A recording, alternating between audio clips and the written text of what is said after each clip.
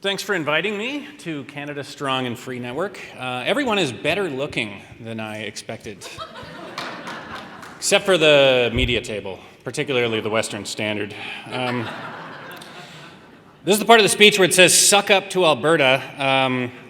Daniel Smith kept talking about the hard-working pioneers and such like. Half my family is Albertan, and the pioneers on that side, she's definitely not talking about them. I'm descended from people who didn't learn the language, immigrated, immediately went on welfare, got into a bunch of vexatious lawsuits. So we're all fine now, but anyway.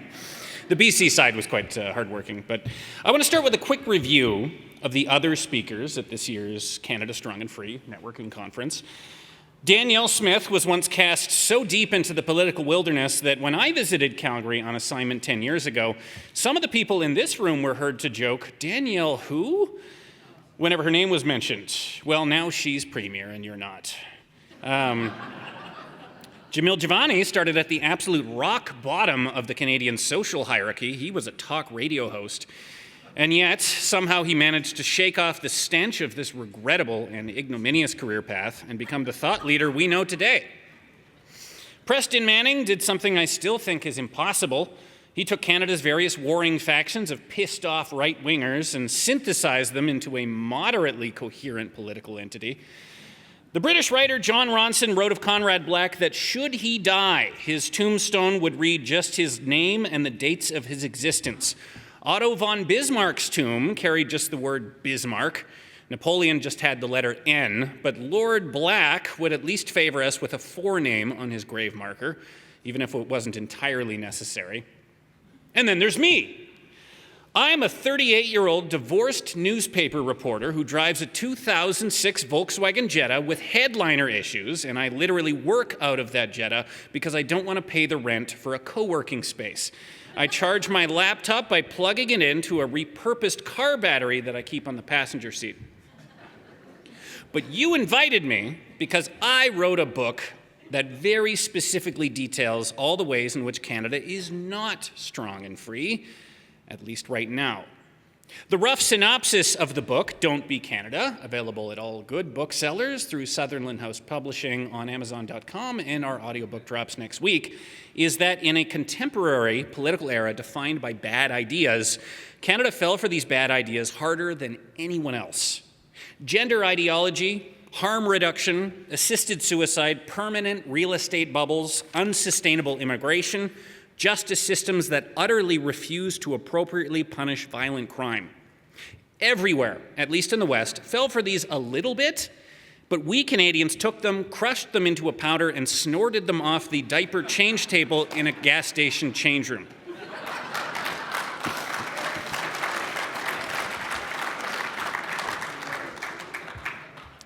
We have an assisted suicide regime that is now the world's model of what not to do, and that sentiment is shared on both the left and the right. Here's a headline from the right-leaning Wall Street Journal. "Welcome to Canada, the doctor will kill you now." And here's a headline from the very left-wing Jacobin. "The Canadian state is euthanizing its poor and disabled." The principle of harm reduction as a response to drug addiction was invented in Europe, specifically in Liverpool. But we took it to such extremes that we're now doing things that would draw stares even in the most liberal hippie corners of Denmark or the Netherlands. Nobody else handed free daily rations of recreational opioids to drug addicts and then acted surprised when it resulted in a tidal wave of those same opioids hitting the black market. Nobody else had public health officials calling for free government distribution of smokable fentanyl. Nobody else had a court decision finding a constitutional right to shoot heroin on a playground, since asking a drug user to move to a different section of the park could cause them irreparable harm, thus violating their Section 7 rights under the Charter of Rights and Freedoms. The idea for Don't Be Canada came about because in my role at the National Post, I make a point of reading what the world's media is writing about Canada. When I started at the Post in 2011, international outlets either wrote nothing about us Or it would be some niche story about how if you wanted to run an effective points-based immigration system, or climb out of a sovereign debt crisis, or organize efficient general elections, or if you wanted to shoot terrorists from really far away with a sniper rifle, then Canada was your model of how to do it. The international headlines we're making these days are not nearly as quaint. We're now the world's nightmare scenario for real estate unaffordability. We're the world leader in overdose deaths, with Vancouver emerging as the world's center for illicit fentanyl consumption. The BBC called Canada the world capital for auto theft. We're history's only country that declared itself guilty of an ongoing genocide, and we're definitely the only country whose prime minister did so at a women's conference and was met with applause and cheers. We have the only military on earth that mandates tampons in every men's washroom and disciplines any service member who jokes about it. A year ago, U.S. talk show host Bill Maher, a lifelong progressive, recorded an entire segment about how the United States should actively do the opposite of whatever Canada was up to. There's only one problem with thinking everything's better in Canada. It's not. Not anymore, anyway, he said. Now, why did this happen to us? How did we go from one of the most boring, uneventful, peaceful, well-managed, and socially cohesive countries on earth into a petri dish of dumb ideas? My grand unified theory is that an entire country decided to run absolutely everything on the honor system and was surprised when this immediately sent everything to hell all at once. We'll run a criminal justice system that gives bail to everyone, and if you violate your bail conditions, we'll just give you bail again. We'll run an immigration system with little to no screening and with massive loopholes we refuse to acknowledge or address. We'll establish an entire legal framework based around the notion that your gender is whatever you say it is, and not give any thought whatsoever to how such a system could possibly be abused. We'll greenlight an assisted suicide regime with the fewest guardrails on earth, and even boast about how we don't need any. In Carter v. Canada, the Supreme Court decision that set the guidelines for legal medical assistance in dying, justices casually dismissed the notion that such a system would ever yield scandals or abuse. This is a quote: "We should not lightly assume that the regulatory regime will function defectively." We got the idea that this was the enlightened way to run a country. We also lost any imagination for dysfunction. We had it so good for so long that we forgot this wasn't the natural state of things. This is my usual explanation for how housing became a disaster. For 20 years, whenever a government at any level faced a decision with impacts on real estate, they always took the route which made it a little harder to build and afford a home. Maybe you want to put in a new building code mandating that bathrooms all need to have reinforced walls just in case a handicapped resident wants to install a grab bar in future.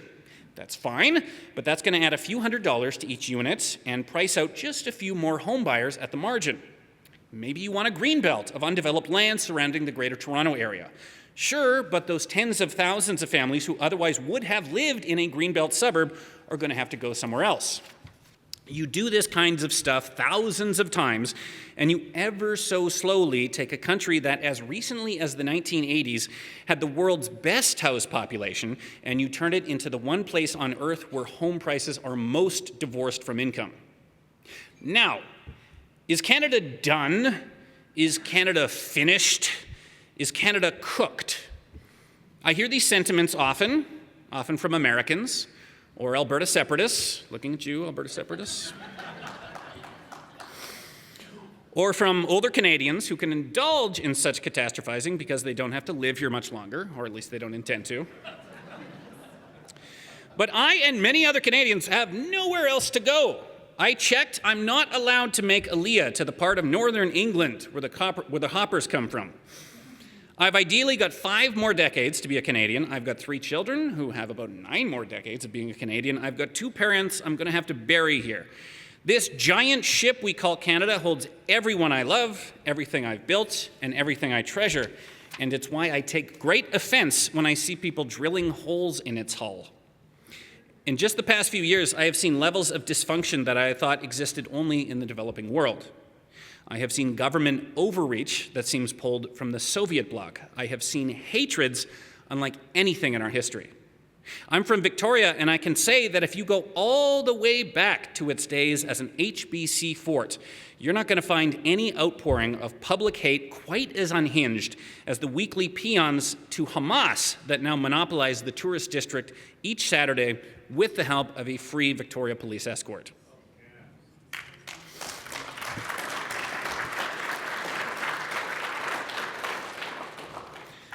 And yet, after months of meticulously documenting all of Canada's problems, which are contained in the 8-volume Don't Be Canada, I can confidently say I would rather fix our problems than the problems of any other country on earth. Because all of our major problems are fixable. There are 8 chapters in Don't Be Canada, and every single one details a massive, nation-ruining problem that is fully within our power to stop, sometimes to a cartoonish degree. We're not Taiwan or Ukraine, in which our worst problem is a heavily armed autocracy next door who wants to kill us. We're not Mexico or Lebanon, in which you have a criminal and terrorist organizations deeply embedded in the fabric of government. Canada's problems are, we've been brought to our knees by a crime problem because we refuse to jail the few hundred or so guys committing all the crimes. We have the world's most unaffordable housing despite having more of the raw materials to build homes than anywhere else on earth. It makes sense that Hong Kong has a housing shortage, but Canada, all we are is land and trees and gypsum and copper and such.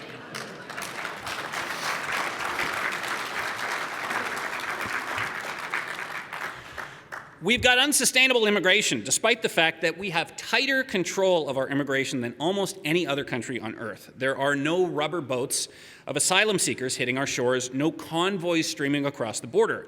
We did this entirely to ourselves. And in acquainting myself with all the ways in which Canada is broken, it's highlighted the enormity of what we stand to lose. You've all seen things these days that you thought would never happen in Canada. Scores of churches destroyed by arson, Jewish sites regularly targeted by gunfire and firebombs, patients regularly dropping dead in hospital waiting rooms, a miniature downtown east side in every single city large enough to support a junior hockey team. A crime horrifying enough that it once shocked the country for months now happens every few days. We now have governments and institutions ascribing different treatment for different people based solely on their race. Many of the people in this room have faced a government forum in just the last few years that asked you what color you are. These flamboyant betrayals of the Canadian promise have illustrated what the Canadian promise was. I used to roll my eyes at the idea that peace, order, and good government could ever be an inspirational rallying cry for the Canadian project. But with all 3 now in peril, I realize now that I was just an ungrateful bastard the whole time. So what's to be done? After reading my book, people have often approached me expressing a feeling of helplessness. They didn't know how deep the rot was and how many of the disturbing things they were seeing on the news were expected symptoms of a broken system rather than wacky anomalies. They picked up Don't Be Canada thinking that a shop teacher showing up to work in Oakville, Ontario with cartoonishly large prosthetic breasts was the result of some bizarre regulatory oversight, rather than something that was welcomed and defended by authorities. So why bother swimming against the tide, Tristin? I'm just going to get investigated by my union if I object to DEI hiring policies at my university. I'm just going to get banned from the local rec center if I suggest that they rent a bouncy castle instead of hire a drag queen to read to children. I'm just going to get arrested if I meet the home invader with a baseball bat instead of the keys to my safe. I see people expressing hopelessness even if the next election goes exactly the way they want, as any attempt at reform is just going to get struck down by our increasingly politicized court system. They'll find some charter right to steal cars, or they'll establish a free trade zone with Gaza or whatever. There's no point. Defeatism is always unattractive, but particularly when you have so much on your side. If there was ever a moment for so-called conservative ideas, it's right now. On all the core ideas, the majority of Canadians are on your side, sometimes to a dramatic degree. You've possibly heard the term 80-20 issue. This is where a progressive institution or political party holds on with both hands to an idea despite the fact that only about 20% of the population supports it, thus ceding the other 80% to right-wing causes. Canada has lots of 80-20 issues. The idea that teachers should be required to secretly transition gender dysphoric children against the wishes of their parents, 80-20. The notion that light sentences and easy bail is the most effective way to address violent crime, 80-20. The notion that newcomers to Canada shouldn't be expected to adhere to a common set of shared values, 80-20. Meanwhile, there is now a whole latticework of heterodox institutions and voices that didn't exist only a few years ago. In the mid-2010s, if you were writing a news story about, say, safe injection sites, it was virtually impossible to find a voice willing to speak critically against them.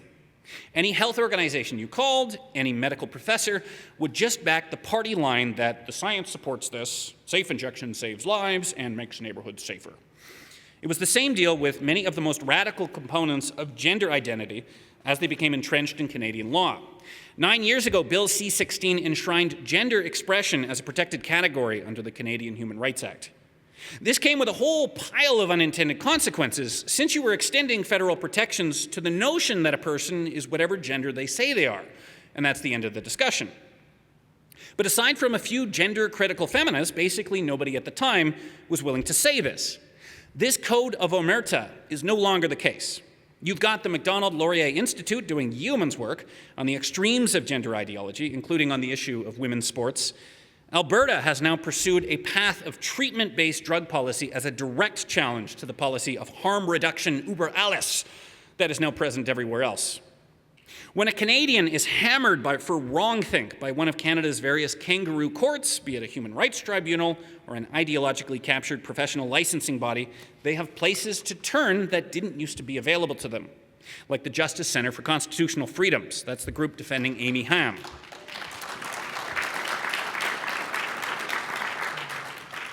That's the group defending Amy Ham, the BC nurse, dragged through a legal odyssey for saying publicly that there are only two sexes.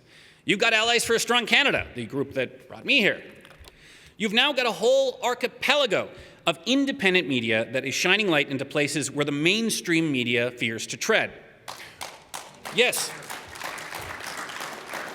You should read all this independent media after you've subscribed to the National Post and perused all the various ads around it.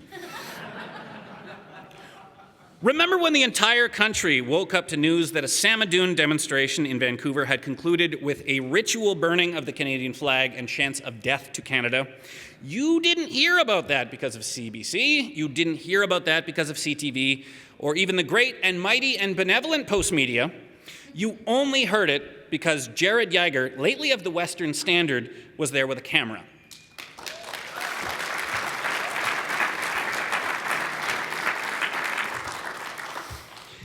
Demographically, Canada is increasingly aligned towards reform.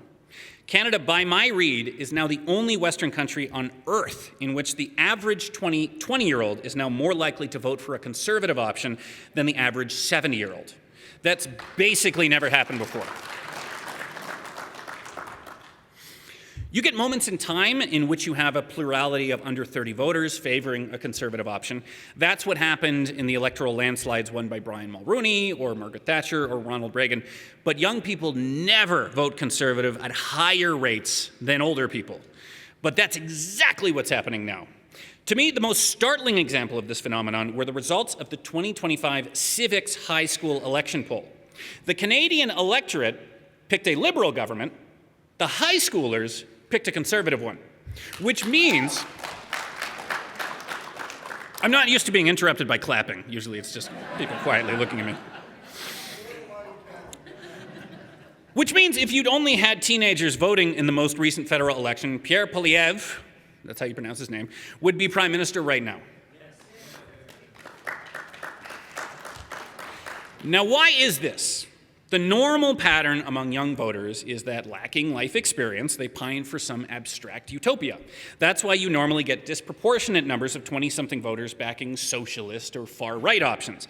But in Canada, the abstract utopia is the world of 20 years ago. I live in my hometown, and I know the windows that didn't used to have bars on them. the alleyways that didn't used to be blockaded with barbed wire, the parks that didn't have tent encampments in them. Even for Gen Zers who can't remember the 1990s, they keep finding artifacts and clues as to what once was. They get their first real job and notice that every coworker over 40 was able to buy a house on a normal salary, while anybody younger is crammed into a $3,000 a month apartment with roommates. In the forgotten corners of their school library, they can find outdated literature that instructs teenagers not to do drugs, rather than simply ensure that their meth pipe is properly sanitized. They can watch old newsreels about Expo 86 and wonder why it shows children being entertained by clowns and puppets instead of drag queens. And you're finding a similar conservative tilt among recent immigrants. We saw this in BC, where the most recent election featured the most populist conservative option since the So-Creds, and polls showed it doing way better among brown people than it did among white people, which makes sense. People come to Canada for prosperity, freedom, and a life removed from the internecine BS of the old country. Lately, we've failed our newcomers on all three. Across Canada, in communities and minds who have never once thought of themselves as being conservative or right-wing or even particularly traditional, there is a yearning for Canada to just smarten up and return to the way it used to be. And it's in this climate that, possibly without realizing it, the Canadian right has suddenly become the standard bearer for a whole swath of Canadian principles that have traditionally been the domain of progressives, at least in my lifetime. Conservatives are now the most conspicuous defenders of tolerance and pluralism, the only side in Canada right now which believes that someone's immutable characteristics should be irrelevant to how they are treated by their neighbors and by their government. Canada remains one of the only countries on earth where it is a regular occurrence that two neighbors meet and exchange small talk without either one ever considering the fact that the two of them are different colors. It's one of the only corners of planet Earth in which you can get cut off by someone a different race than you, and you call him an a-hole without ever thinking of using a racial slur instead.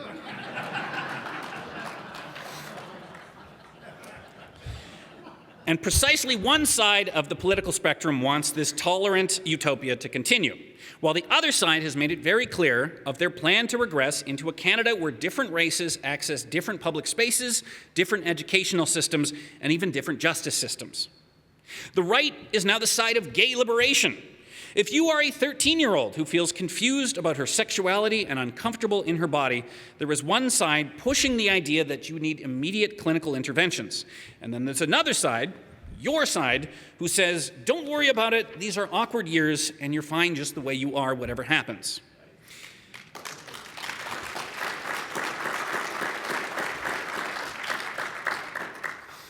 If Canada had more conservative mayors, I can also guarantee you that you'd be able to hold a pride parade in this country without it immediately being shut down by masked men screaming for intifada. So why should you defend and rebuild Canada rather than giving it up for dead? Because a bunch of unhinged maniacs gave you a monopoly on the truth. And if you don't defend and restore that truth, then someone else will. Someone whose motives may not be as straightforward and pure as your own. Also, you're Canadians. You're going to let this country be consumed by dumb ideas because you're afraid some activist lower court judge or politicized human rights tribunal will get you in trouble if you don't comply? Just beyond the walls of this building, it wasn't too long ago, you had Galician immigrants arriving by train and then bursting into tears at the sight of their isolated, undeveloped homesteads. They'd been promised the last best West, and they got cold prairie. But they stayed, and their great-great-great-grandchildren are probably in this room right now. It was right in this region when you had Indigenous nations witnessing the overnight disappearance of the buffalo, an event that plunged them into the worst famine in our recorded history, forcing whole communities to suddenly grapple with how any of them were going to survive into the future. 110 years ago, Calgary had only just begun to take its current form when seemingly all its young men were summoned away to a great war from which many would never return, and then those that came back saw the same thing happen to their sons 20 years later. 100 years ago, you had 5 women, all Albertans, pushing against a seemingly unmovable Canadian political reality. the one in which public life was for men only. If the ghosts of all these people could be in the room with us right now, are you seriously going to tell them that you had to abandon a better future for your children because you were depressed that the last federal election didn't go your way? It's a common rule among Alberta oilfield contractors that even in boom times, you should plan your business as if oil is $50 or $60 a barrel. It doesn't matter if oil is $90 or $100. You set an arbitrarily low benchmark and plan your finances to still be sustainable even if you can't get the prices you want. Similarly, let's imagine that there will always be a Liberal government for the rest of time. The next Prime Minister is going to be Xavier Trudeau. Stephen Guilbeault will eventually be appointed Governor General. Melanie Joly is going to be on the $50 bill. Even in this nightmare scenario, the $40 a barrel scenario, there's still plenty you can do to reverse the decline and restore the Canadian promise. My conclusion from writing Don't Be Canada was that while the current Liberal government certainly accelerated a lot of the decline, they didn't invent any of the bad ideas they embraced. Our hyper-liberalized assisted suicide regime can basically be pinned on the relentless lobbying of one nonprofit, Dying with Dignity. The runaway train that is Canadian harm reduction was set in motion by a dozen or so activist academics in the early 2000s. A slow crawl of regulatory changes made at the local level entrenched the principle of gender self-ID across Canada before anybody had realized what was happening. So if Canada was broken at the grassroots, it can be restored at the grassroots. Start asking your rec center and local library, politely, why there's more Progress Pride flags in their lobby than Canadian flags. If you go to a Lamaze class that starts by asking all the extremely pregnant women their pronouns, don't just shrug, pack up, leave, and give your money to a Lamaze class that doesn't do that. When someone on your local neighborhood forum goes off about how Canada is systemically racist or how safe injection makes neighborhoods safer, don't just sigh and look the other way. Explain as patiently and sympathetically as you can why you think they're mistaken. You're probably not going to convince them, but other people will see what you're doing and they won't feel so alone. When a bunch of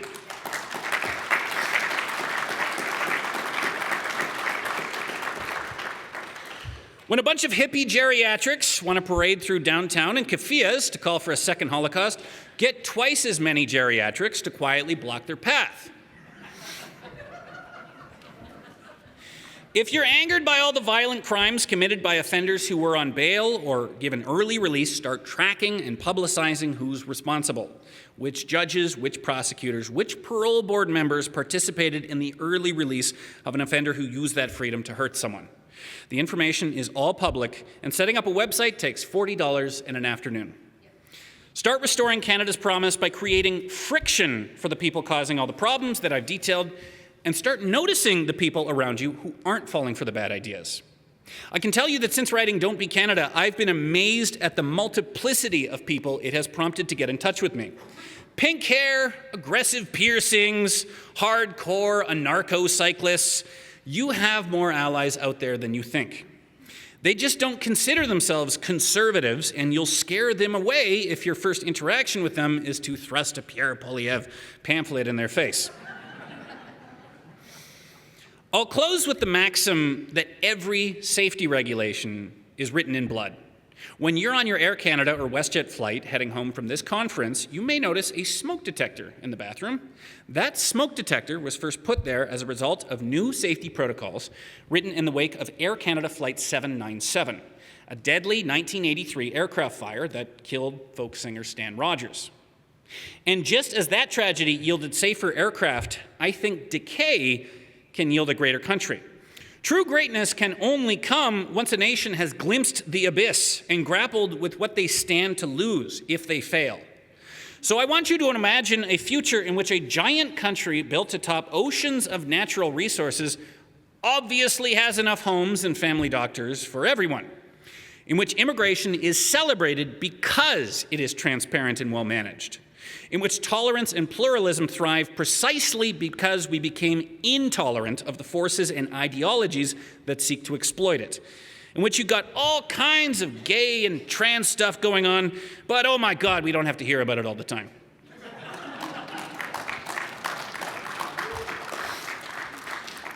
in which courts understand that mercy for the guilty is cruelty to the innocent, in which governments never take prosperity or high living standards for granted. And when people ask you how it got that way, you can tell them, well, for a period there in the 2000s, everything sucked all at once, so we learned to get really good at not sucking. Thanks very much.